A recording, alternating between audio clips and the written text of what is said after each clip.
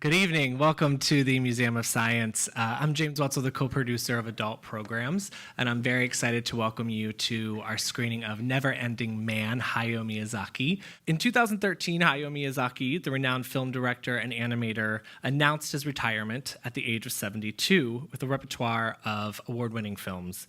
Known for his signature hand-drawn animation, he found himself intrigued by the technological advances and possibilities of CGI animation when he encountered a young group of filmmakers, thus ending his retirement and diving into a new process of creation. Tonight's documentary gives us an intimate and up-close look at the 2-year process behind Miyazaki's first CGI short and the struggles and challenges he confronted when embracing this new technology. Can an old master who thinks he's past his prime shine once again? We shall see. We are very excited to be presenting Neverending Man with our friends from the Japan Society of Boston. This is the start of a series of events here at the Museum of Science, which will continue with a free screening of Kusama Infinity as part of our upcoming fall season. And more information on that event can be found on the backside of the programs that you received on your way in or by signing up for our mailing list on your way out. And now, to introduce our very special guest tonight, it is my pleasure to welcome to the stage Jessie Leclerc, the communications manager at the Japan Society of Boston, without whom tonight's screening just would not have been possible. So please join me in welcoming Jessie Leclerc.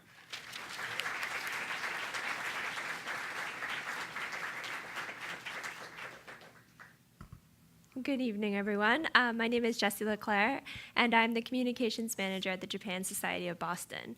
Our team at the Japan Society of Boston is just so excited to partner with the Museum of Science tonight to bring you this very special screening of Never Ending Man, Hayao Miyazaki. I'm sure Hayao Miyazaki needs no introduction from me. He is the genius behind such beloved favorites as Howl's Moving Castle, Nausicaa, and this might be controversial, but my personal favorite, Kiki's Delivery Service.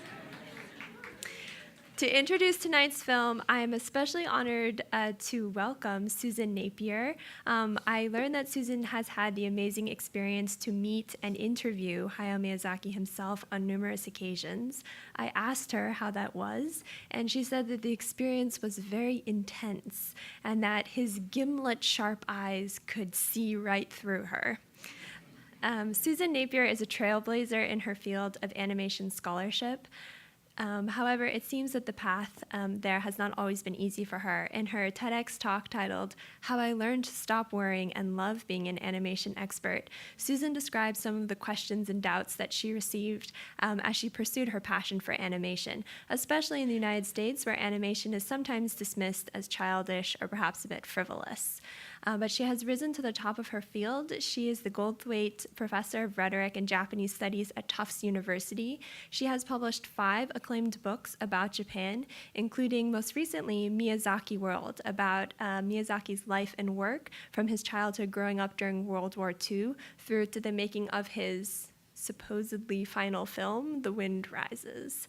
So I'm so excited to welcome her here to introduce the film and lead our question and answer afterwards. I look forward to her insights. Perhaps she can shed some light for us onto the genius of Hayao Miyazaki behind those gimlet-sharp eyes. Please join me in welcoming Professor Susan Napier.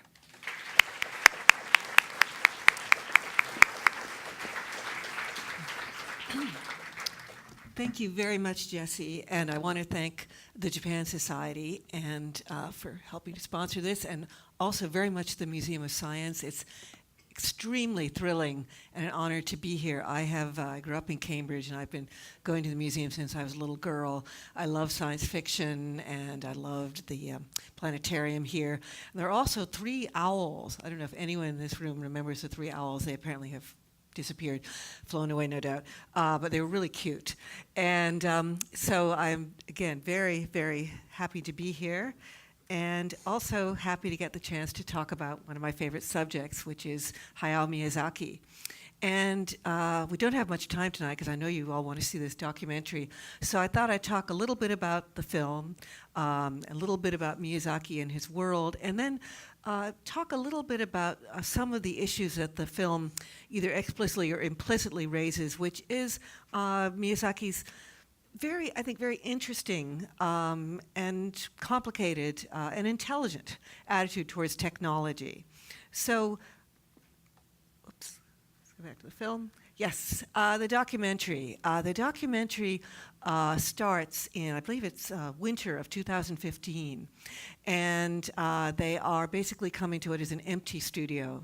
Studio Ghibli was deserted because, as Jesse from the Japan Society mentioned, Miyazaki had announced his resignation, his retirement in 2013, and even at the time, there was a certain amount of, maybe not eye rolling, but sort of like, really? Is he really going to do this time? Because it's about at least the third time in my counting that he had mentioned that he was retiring.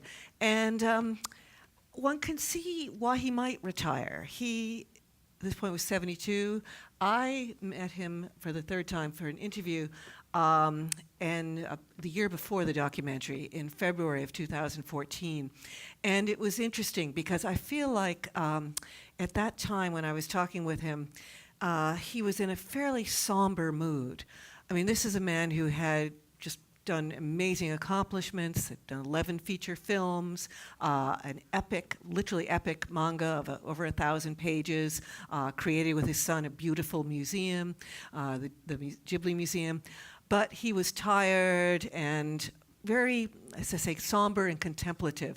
And I think when you see the documentary, you'll see that kind of coming out, especially in the beginning. However, things do begin to change. I say that Miyazaki is not a workaholic, but a projectaholic. And he really just gets enlivened by thinking of and starting to work on new projects. And one of the things you'll see in the film is this invocation that I think they mentioned a couple of times, what to do in the time that remains. And that's what Miyazaki is asking himself. You know, he could retire, he could go and, you know, walk around Mount Fuji or something, or sit around and eat cup ramen, but he can do that, the cup ramen anyways, you'll see. But he had for a long time, really by this time, almost 20 years, been fascinated about doing a short film about a caterpillar. And I honestly don't know why he's always been so fascinated about doing this film about a caterpillar. He was going to do it in the 1990s, and then his producer, Toshio Suzuki, said, you know, maybe you should do something like Princess Mononoke, which was a 2-hour and 20-minute film that has nothing to do with caterpillars. But he kept coming back to it. And so this documentary is about Miyazaki's starting to work on his long-lost, long-beloved object of desire, his chance to create this film about Boro, the caterpillar, but using entirely CGI. And this is a man who became famous and beloved worldwide on the strength of many things, his world building, his storytelling, his great characters, but also his extraordinary imagery, his hand-drawn animation. And he has, I think he, certainly even for Princess Mononoke, I think he did 60,000 drawings. That's in the tens of thousands for one movie. And now he is trying something new. He's working with a team of young people who are very, very tech savvy, and he's trying to not just keep up with them, but to learn from them and implement new kinds of techniques. And I think that's very brave because Miyazaki's world is, this is, you may recognize the man, is one that is a very organic world. Yes, of course he uses technology, he uses very often state-of-the-art equipment, but fundamentally he's out there looking at the trees, the grass. He tells children, don't be inside watching Miyazaki films, go out there and enjoy the grass and just be part of the organic world. And he, at the same time, he's not against technology, and this I'd like to talk a little bit about, because I think this is something that I teach a seminar on Miyazaki at Tufts, and sometimes my students will come in with this kind of impression that Miyazaki is Mr. Ecology, and he hates that, by the way. He does not want to be called Mr. Ecology. He does deal with environmental themes very often, but he's not trying to make it into a simplistic us versus them, technology evil, organic things good. And this comes up first very obviously in his major 1997 film, Princess Mononoke, I wanted to read a brief couple of sentences from my book because it kind of brings up this issue of good versus evil. I brought a friend with me the first time I saw Princess Mononoke in an American movie theater. He had no experience with Miyazaki or with Japanese culture or animation, but he was intrigued to see what promised to be a great adventure story. In the middle of watching the movie, however, he started nudging me. "Who's the good guy?" he hissed irritably. "I can't tell which is a good guy and which is a bad guy." "That's the whole point," I whispered back. And in my book, I'm trying to talk about sort of the issues of morality and what is good, what is evil, who is good and what is evil, because the whole point is that Miyazaki is not into bad guys or good guys. But for this talk, I just want to mention this in terms of technology. It is not necessarily that technology is bad. He's saying we have to deal with it. And indeed, that technology can be beautiful. This is Lady Eboshi. She has created this really amazing gun. She's helped give work to people who otherwise couldn't work. Yes, it's not presented as a perfect thing, this piece of technology, but it is something that is beautifully done and carefully created. And again, Miyazaki's not saying that the wolves, whom she's using the guns against, are bad, but he's saying this is a complicated world. How do we live with animals, with nature, and with this technological process that we don't seem to be able to stop? And this is in stark contrast to, of course, Disney, which actually kind of makes a much more simplistic point. This is from Tarzan, in which Clayton, the evil kind of person who's trying to take over the Tarzan's world, of course, is associated with guns, and guns are bad. But it's not that simple. And Miyazaki deliberately tries to make things not that simple for us because he understands the joys of technology at the same time as he understands the horrors. And he says, "I grew up being very excited about war films and drawing military things all over the place. I expressed my desire for power by drawing airplanes with sleek and pointy noses and battleships with huge guns. It was only much later that I realized in reality that these men had desperately wanted to live and been forced to die in vain." So again, the allure and the dangers and the perils of technology, and ultimately they bring us to what would be the Mitsubishi Zero, which he profiles in what was supposed to be his final film, The Wind Rises, as, again, a beautiful object that ultimately brings destruction or ruin. So I'm just going to end up with just a few examples of really how Miyazaki really, really does like technology, especially planes. This is from The Wind Rises. He loves planes. I'd say 90% of his works contain a flying scene, although sometimes it's Kiki on a broomstick. But even then, we have a very interesting blimp. He also likes trains. But again, I think I'll point this beautiful image out because you'll see how different the CGI images in the film that he is developing are. They're really quite a different kind of world. This evokes a different sort of feel. It's more material, it's more textured, I would say even organic in a strange way. And finally, automobiles. This is based from his earliest movie, Castle Cagliostro, and it's based on a very popular adventure comic manga about a man who drives a Mercedes, kind of a James Bond character. Miyazaki takes away the Mercedes and adds a Fiat. This is actually the Fiat belonging to one of his colleagues, and he has a Fiat break down. And that's the thing about technology. It doesn't always work. It can be lovable, adorable, and helpful, but it can also not work the way you want to. So I'm going to leave it at that, and we're going to see how Miyazaki deals with the new technology. Thank you, and I hope you enjoy the film.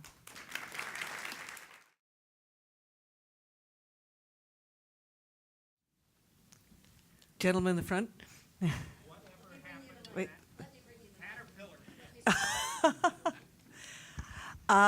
What happened to the Caterpillar film? The Caterpillar film is done, and it is, if you go to Japan, you might have a chance to see it. It's only available if you go to the Ghibli Museum, which is quite close to Miyazaki's studio. It's in near a park called Inokashira Park outside of Tokyo. And it's a beautiful museum. It is frustrating because you don't necessarily know if you're going to see that film. He has a roster of, I don't know how many it is now, maybe 8 or 10 short films that kind of rotate. And if you're lucky, you'll get to see it. And I have looked it up. I've not been back since it was made. And there's very little about it. It looks adorable, as we can tell. But it was definitely made and finished. And hope someday we'll all get a chance to see it. Next question to your left. Is he planning on continuing it with the 2020 vision? You mean the new film, the feature film? Is he thinking about expanding the Caterpillar Oh, film? I don't know. That I don't know. I mean, he's so, from what I hear, he is so. The new film is going to be something quite different from the Caterpillar film. It's based on a 1936 young adult novel, and I don't really know much more about it except it's about a boy, which is kind of interesting because so many of his protagonists have been female. But I think the Caterpillar one was separate, and I think the whole thing is the Caterpillar one was using CGI, and that was an experience, and you notice that Miyazaki went right back to doing what he loves and what he's really good at, and that's what they're doing now. And the big question is, I don't think it'll come out by 2020. That's well, maybe 2020, but it's more likely to be 2021 because, you know, it's a lot of work involved, so it may miss the Olympics, which is too bad, but apparently he's hard at work on it now. Next question in the center section. The movie had briefly mentioned Miyazaki getting absorbed into a book, and I'm curious if you know his reading list or what's on his bookshelf or just what sorts of things he reads. Great question, thank you. I don't know what the book is, and that's so frustrating, but I do know one of the things that was so interesting when I was researching my book on him was I actually found I went to an exhibit and got a little guide of the 50 children's books he most admires, and he loves children's literature, and particularly loves English children's literature. So he recommends The Hobbit, he recommends The Little Prince, he recommends Journey to the West, a lot of it, The Secret Garden, Treasure Island, Robinson Crusoe. He's really kind of a traditional, literature guy, and I believe that's one reason why he's so good at making stories and having really interesting child protagonists who are really believable, because he's coming from a very rich literary tradition. Next question in the front. Thank you. With many of the original Studio Ghibli production crew being passed on, will Miyazaki still keep the CGI animators, and will he still bring new people? That's a good question. By the way, is the mic working? Yeah, a lot of them, well, some of his most important collaborators, Yasuda-san being one of the most important, have passed on. Others, frankly, others have left. I mean, they were really quite shocked when the studio was dissolved. Others had left even before, because the making of Princess Mononoke, for example, was so tough and exhausting. And when I was researching the book, I talked to some of people who had worked with him, and they were kind of exhausted and a little, frustrated with Miyazaki. However, I have heard that he has since rehired some of his most important people, and they will come back. I don't know about CGI. He's certainly been using CGI at a certain level, in starting with Princess Mononoke, then with Spirited Away. So I imagine he will still use it. Whether he will use that crew, that's very interesting. One of the things I found so interesting about seeing the film, I guess I've seen it for the third time, is we never, ever really see much of the reactions of the crew, the CGI people. They're very quiet. They're very polite, but I suspect that was a very complicated dynamic for these young people to come into this incredibly famous, but much older guy in his studio, and have him kind of try and work with them. And I think someday they will, interview with these people, and they will tell a very interesting side of the story. Next question's also in the front. Kind of going off that question, I know from my own personal experience that a lot of animators in the West would kill to go and work at Ghibli. Why hasn't he, or do you think he ever would, consider coming to the Western arts to recruit some new blood? That's really interesting.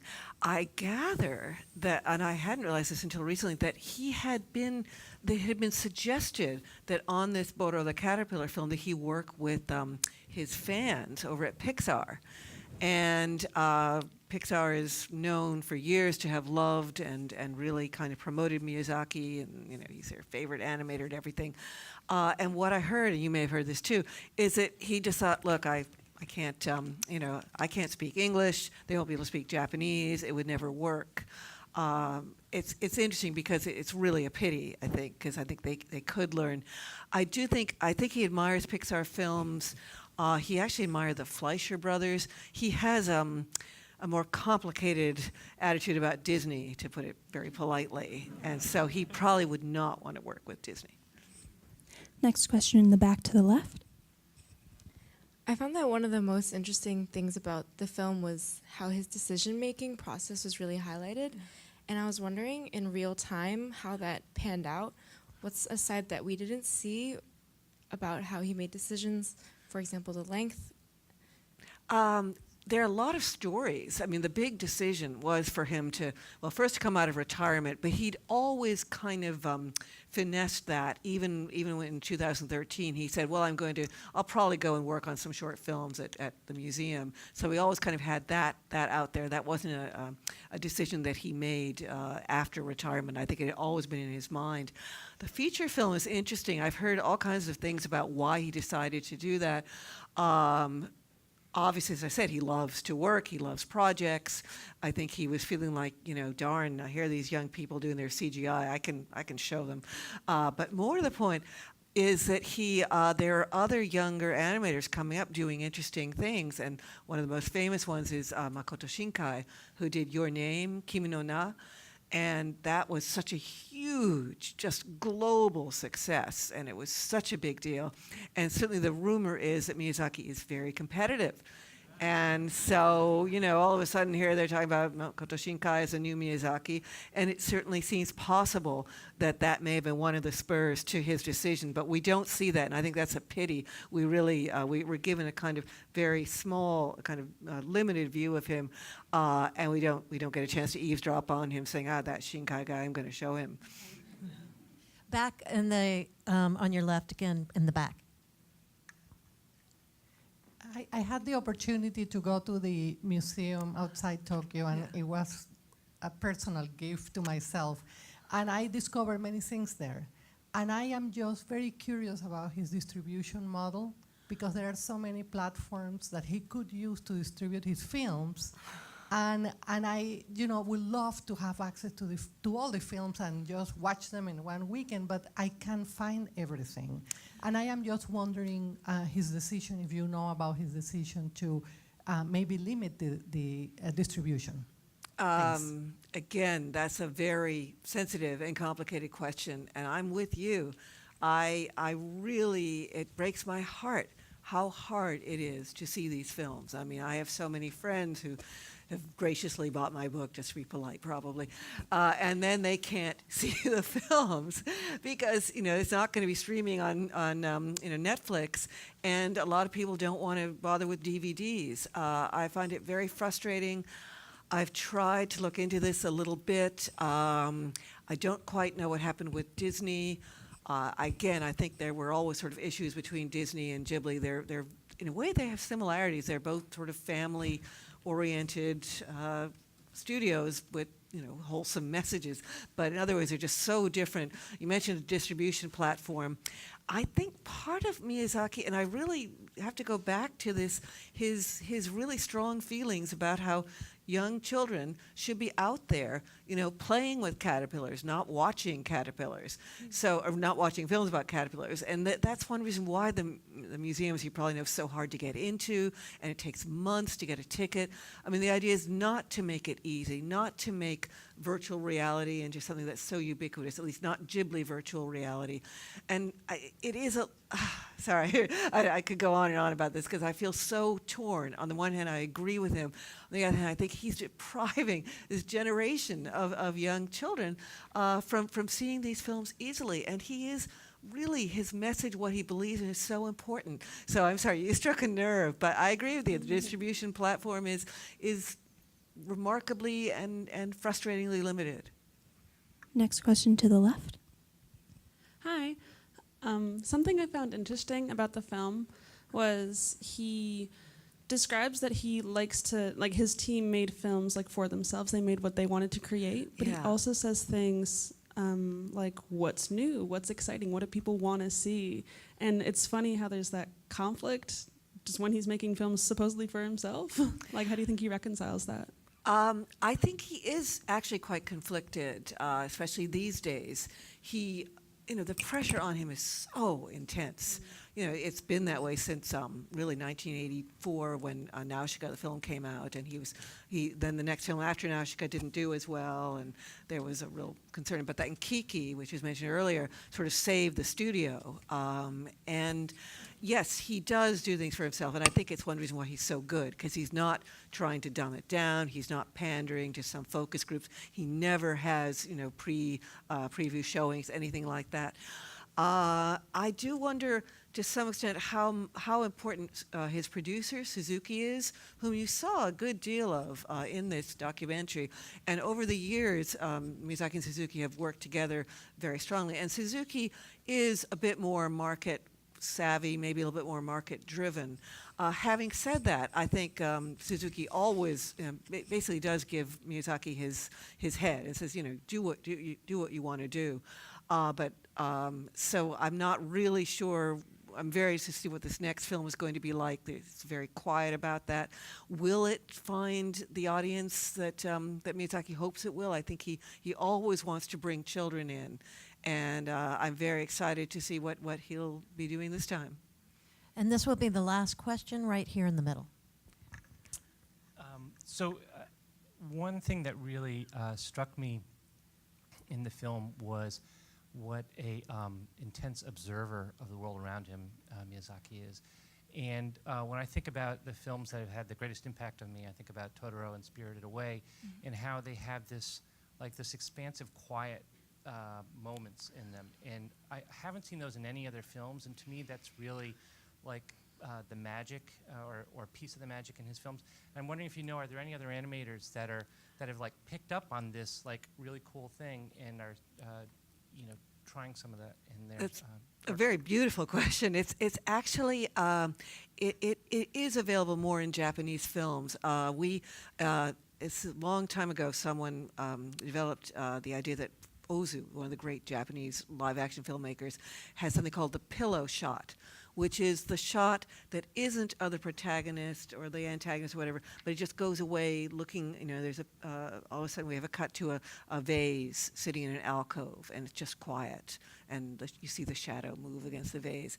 And a little bit in that last one when I showed them fixing the Fiat, that's in a way a pillow shot. It's not really necessary for the movement of the film, for the progression and the narrative, but it's just a moment for everyone to kind of take a breath, relax, and kind of, chill. And I think that Miyazaki is very good at that. And I think in general, you'll see other Japanese filmmakers like that. I mean, obviously Takahata, his partner, who did, Grave of Fireflies or Princess Kaguya. I think that has that. They're just moments of sheer, exquisite beauty that are not, would never be allowed in a Hollywood film because you've got to get that action going like that. And I'm trying to think of other ones offhand. Sorry.